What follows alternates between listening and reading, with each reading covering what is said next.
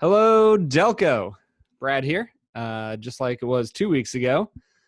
Just me today, just going over a few informational items for this Sunday's teaching, which I'm really, really excited. Randi and Haylee are going to be talking about stewardship of the body. And so to kind of get that ball rolling, I'm going to run through a few things, a few Bible verses to read, a few questions to ponder or journal or talk to somebody important to you about. And this will help prep you for this Sunday. So let's just get into it. Stewardship is defined as the job of supervising or taking care of something that is not your own. All of us have a sense of taking care of something, but oftentimes it comes from a place of like, yeah, well, this house, I own it, so I try to clean it and keep it nice and dust. And I own this garden outside, so I water it and take care of it. But stewardship is if you're Joe right now is at his uncle's house watching the dog and taking care of the house while people are gone, right? So like he is stewarding his uncle's house. That's literally what he's doing. He's taking care of something that is not his own. The Bible has a lot to say about stewardship. We're going to be talking about it for another 5 weeks. But here are some Bible verses to ponder this week. The first one is 1 Corinthians 6:19 through 20. With that, just go ahead and read it on your own.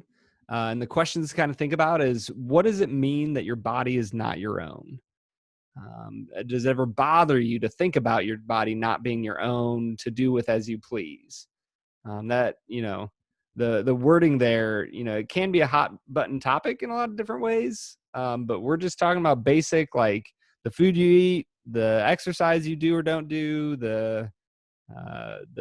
just anything you do with your body. What does it make you feel like to think about it not necessarily being your own? We can jump back to Genesis like we did last week with Jordan and Steven and ask the question, how were our bodies created and what was their original intent?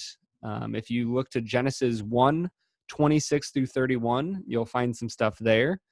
And with that passage, go ahead and look at the question, what was the original purpose for our bodies? The next passage is Psalms 139, verses 1 through 16. And the question would be, what does this passage tell you about our bodies? And then the final kind of big questions are about balance. How can you steward your body, take care of something that's not your own?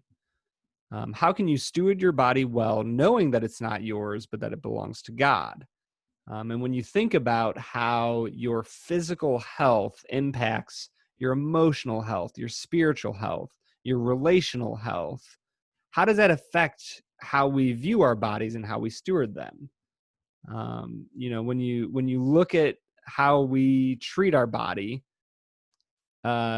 you can see all sorts of effects. You stop eating sugar and you start sleeping better. You take a walk and you feel more energized. You eat McDonald's and you feel kind of crappy afterwards. What are the choices that we make with our body? And I think the big thing here is that, and this is probably the big thing with all of stewardship, is that there's so much opportunity for shame. Like, it's so easy to see, oh, well, stewardship involves choices on what to do with my money, with my body, with my relationships, with my time. And so it's easy to say, oh, well, you can make a bad choice or a good choice. And I think that's a dangerous thing because there shouldn't be shame attached to this. You shouldn't go eat a McDonald's cheeseburger and be like, oh my gosh, I made another bad choice. God's probably mad at me. Like, no, like the key of it is, sometimes it's nice to just have a fast food burger. And, it's all about moderation and things like that. So with all that in mind, the big question that we're going to talk about this week is, what does it mean that your body is not your own? Does it bother you that your body is not your own? And how do your choices on how you affect your body affect the rest of your life? So come prepared to talk about those things. We're super pumped to meet at the new location. We're excited to meet at the pavilion. There will be some signs up outside, hopefully. There might not be, actually, now that I think about it. But we're excited to have you. Somebody will be outside waving you down and flagging you down and saying, hey, come here. So we love you guys. We can't wait to be with you.